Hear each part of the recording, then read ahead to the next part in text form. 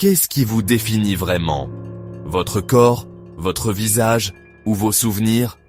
Nous verrouillons nos portes, protégeons nos biens, mais ne pensons jamais à sécuriser nos souvenirs. Nous pensions que les souvenirs étaient intouchables, inséparables de ce que nous sommes. Mais dans un monde où tout est numérisé, nous avons oublié de protéger la part la plus humaine de nous-mêmes. Ceci n'est pas une histoire de violence ou de vol tel que nous le connaissons. C'est quelque chose de plus silencieux, de plus insidieux. Imaginez-vous vous réveiller, physiquement intact, mais avec une partie de votre identité manquante, comme une page arrachée du livre de votre vie. Vous êtes toujours vous, mais moins. Un étranger dans votre propre esprit, c'est la nouvelle frontière du crime, le vol silencieux de la mémoire. Quelqu'un peut-il voler qui vous êtes? Cela ressemble à de la science-fiction, mais les graines ont été plantées dans notre quête de progrès. Nous avons adopté les technologies d'amélioration mentale, célébrant les percées sans considérer leurs usages plus sombres. Nous avons construit les outils, mais jamais les règles pour leur mésusage. Ceci est un voyage dans un marché noir, où les souvenirs sont une monnaie. Nous suivrons l'histoire de la première victime connue, explorerons la technologie effroyablement simple, et affronterons ce que cela signifie pour notre avenir.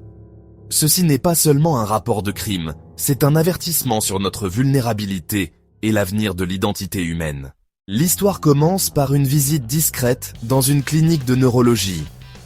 Elias, un maître luthier, ne se souvenait soudainement plus comment utiliser ses outils.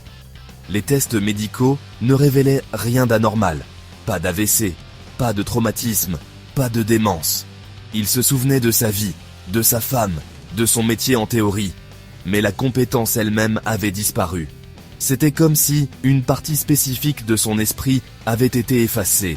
Sa femme décrivit des vides subtils dans ses souvenirs. Les faits restaient, mais les sentiments et les détails manquaient. Les médecins appelèrent cela une amnésie dissociative, déconcertée par la précision de la perte.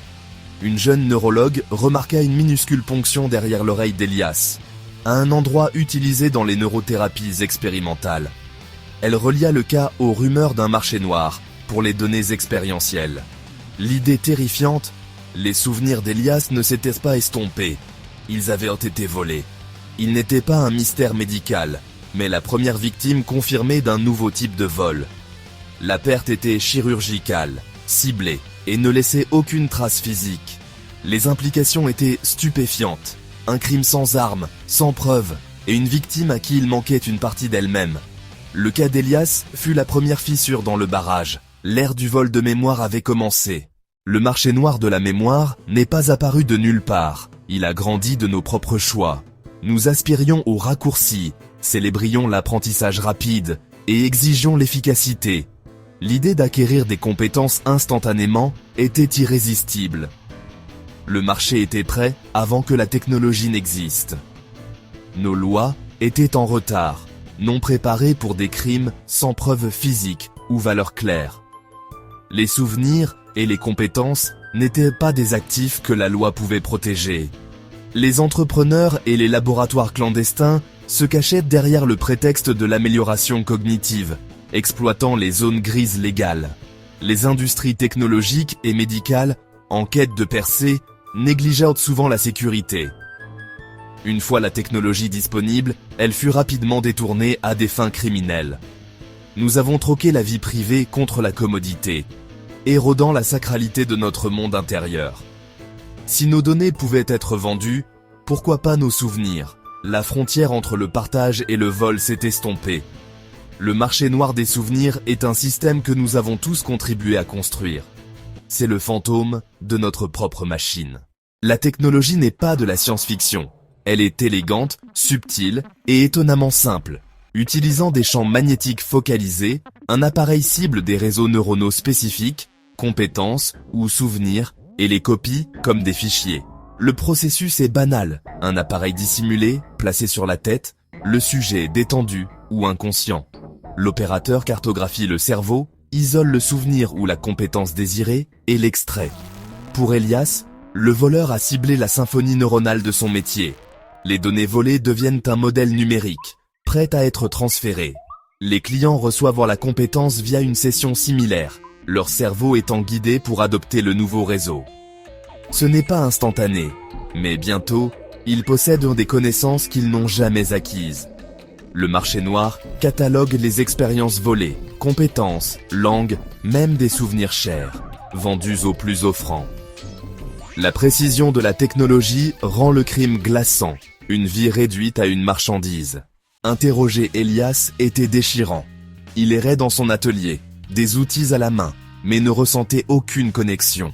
« Je sais à quoi doit ressembler un violon, dit-il, mais le chemin de mon cerveau à mes mains a disparu. » Ses souvenirs étaient creux, des faits sans sentiment. Il récitait sa date de mariage, mais les émotions manquaient. Les douces sollicitations de sa femme ne rencontraient aucune tristesse vide. Le noyau émotionnel de sa vie avait été évidé. Il vivait avec la table des matières, mais les chapitres avaient en disparu. L'hypnothérapie et l'immersion sensorielle échouèrent. L'extraction était sans trace. Elias ne se souvenait que d'une nuit blanche. S'endormir normal, se réveiller vide. Sans récit, sans coupable, certains doutèrent de son histoire. Il devint une curiosité, une anomalie médicale. Mais ceux qui virent sa tristesse savaient, son témoignage était l'écho de quelque chose de vital, désormais perdu. Sa souffrance était silencieuse, interne et profondément réelle. Le vide dans ses yeux était la preuve la plus puissante de toutes. Le cas d'Elias a provoqué des remous dans la société. Les gens s'interrogeaient sur l'authenticité de la réussite. Était-elle méritée ou achetée? La confiance et la méritocratie commençaient à s'éroder. Le crime a forcé un débat. Si les souvenirs et les compétences peuvent être transférés, qu'est-ce que le soi?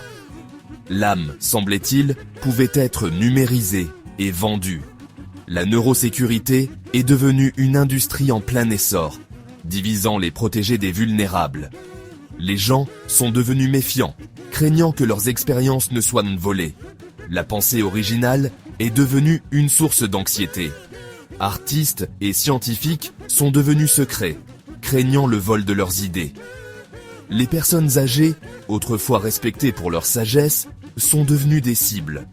Les familles craignaient non seulement la perte de mémoire, mais le vol de mémoire. Une vie d'expérience est devenue une responsabilité. Le crime a empoisonné les relations et déformé le processus de vieillissement. Même si le réseau était démasqué, à quoi ressemblerait la justice? La prison ou les amendes ne peuvent pas restituer un souvenir ou une compétence volée. Le dommage est métaphysique, une perte permanente. Comment quantifier la valeur d'une œuvre de vie ou d'un moment précieux? La restitution est un cauchemar. Retirer une compétence volée est une autre violation. Si la compétence est copiée, traquez-vous chaque destinataire. La loi ne peut pas démêler un esprit ou nettoyer la contamination morale. Punir quelques-uns n'arrêtera pas la demande. Un véritable changement exige un virage culturel. Valoriser le voyage, pas seulement le résultat. La loi est un outil rudimentaire, impuissant face au crime de l'âme. La justice ici est creuse. Le vrai problème demeure. Ce n'est qu'une question de temps avant que cela ne se reproduise, sous une nouvelle forme. Nous avons suivi ce crime silencieux de la victime au marché et vu comment la société l'a rendu possible. Elias vit dans l'ombre de son passé volé, un avertissement pour nous tous. La technologie est neutre. Son usage révèle notre obscurité. Nous avons marchandisé le sacré, sacrifié l'authenticité pour l'efficacité. Le marché de la mémoire est un miroir, reflétant nos choix inquiétants. Alors que nous approchons d'un futur où l'esprit et la machine se confondent, l'histoire d'Elias est un défi. Nous sommes les architectes de ce qui va suivre. La loi sera toujours en retard. Seules nos valeurs peuvent nous protéger. Alors, qui est le vrai criminel? Le voleur, l'acheteur, ou nous tous pour avoir construit ce monde? Le verdict est le vôtre, avant de découvrir qu'une partie de vous-même est manquante.